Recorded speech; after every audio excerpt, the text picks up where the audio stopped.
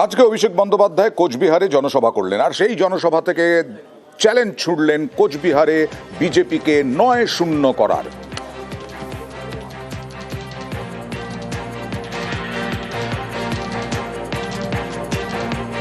কোচবিহারের মানুষকে আমি স্যালুট জানাই যে 2024 সালে ৭৮,০০০-এর ব্যবধানে আপনারা তৃণমূলকে জিতিয়ে বিজেপির আবর্জনাটাকে দূর করেছেন। এবার ৯টা বিধানসভার মধ্যে ৬-৩ নয়, ৪-৫ নয়, ৭-২ নয়, ৮-১ নয়, তৃণমূলের পক্ষে ৯-০ করতে হবে। যে কটা আবর্জনা আছে একদম সাফ করতে হবে, সমূলে উপড়ে ফেলতে হবে।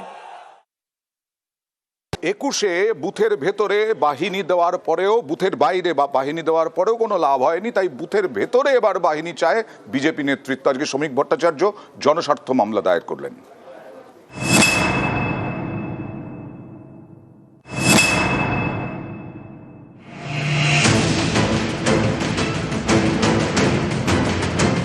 দু ২০২১-এর বিধানসভা নির্বাচন হোক বা ২০২৪-এর লোকসভা ভোট, প্রতিটি ভোটের আগে রাজ্যে আরও বেশি সংখ্যায় কেন্দ্রীয় বাহিনী মোতায়েনের দাবিতে সুর চড়াতে দেখা যায় বিজেপিকে।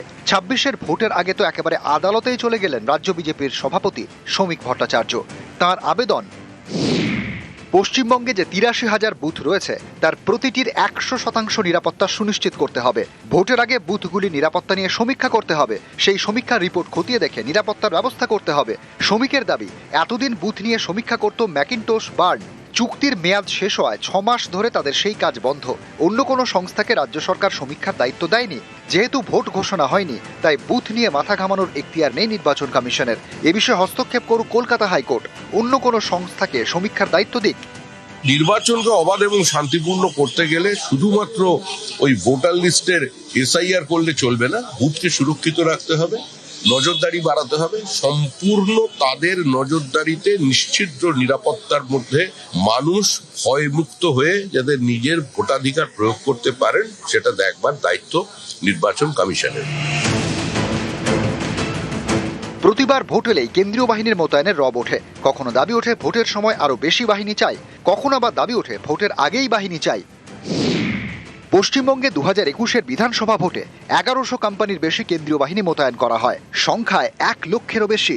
২০২৪-এর লোকসভা নির্বাচনে বঙ্গে মোতায়েন কেন্দ্রীয় বাহিনীর সংখ্যা ছিল ১,০৯৪ কোম্পানি, এক্ষেত্রেও ১ লক্ষের বেশি। বুথের ভেতরে নজরদারির জন্য ওয়েবকাস্টিং এর ব্যবস্থাও ছিল। ২১-এর বিধানসভা ভোটে ১০০%-এর কিছু কম বুথে ওয়েবকাস্টিং ছিল। ২৪-এর লোকসভা ভোটে ১০০% বুথেই ছিল ওয়েবকাস্টিং। গত লোকসভা ভোটে প্রতিটি বুথের বাইরে কেন্দ্রীয় বাহিনী মোতায়েন করা হয়েছিল, ২০০ মিটার দূরে রাখা হয়েছিল রাজ্যের পুলিশকে। এরপরেও ভোটের ২২ গজে সফল হতে পারেনি বিজেপি। ২৬-এ আবার বিধানসভা ভোট, এবার বুথের ভেতরেও কেন্দ্র বাহিনী চান দিলীপ ঘোষ। বারবার ডিমান্ড করেছি যে বুথের মধ্যে যাতে সেন্ট্রাল ফোর্স থাকে। তো যদি এটা হয় তাহলে পশ্চিমবাংলার মানুষ যারা ভয়ে ভোট দিতে যান না তারাও দিতে যাবেন, ভোটের পার্সেন্টেজ বাড়বে এবং লোকে নির্ভয়ে ভোট দিতে পারবে। তাহলে টিএমসির পক্ষে টেকা মুশকিল আছে।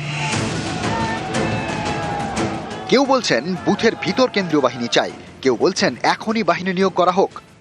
গণতন্ত্রকে হত্যাকারী প্রয়াস ভারতীয় জনতা পার্টি মেনে নেবে না। প্রয়োজনে যদি এখন থেকে কেন্দ্রীয় বাহিনী নামাতে হয়, এখন থেকে কেন্দ্রীয় বাহিনী নামাতে হবে। ভোটের ময়দানে চড়া সুর, এবার আবেদন হাইকোর্টে। ভোটে এর প্রভাব কতটা পড়বে? মাস্টারমশাই ফোন করেছেন, আপনি ঠিক বলেছেন, বুথের মধ্যে সেন্ট্রাল ফোর্স রাখুন, ভোট দেবে পশ্চিমবাংলার যারা ভোটার তারা। তারপরে যদি জিতে আসে টিএমসি তাহলে মানবো, হ্যাঁ, মানুষের জাজমেন্ট। নিউজ 18 বাংলা।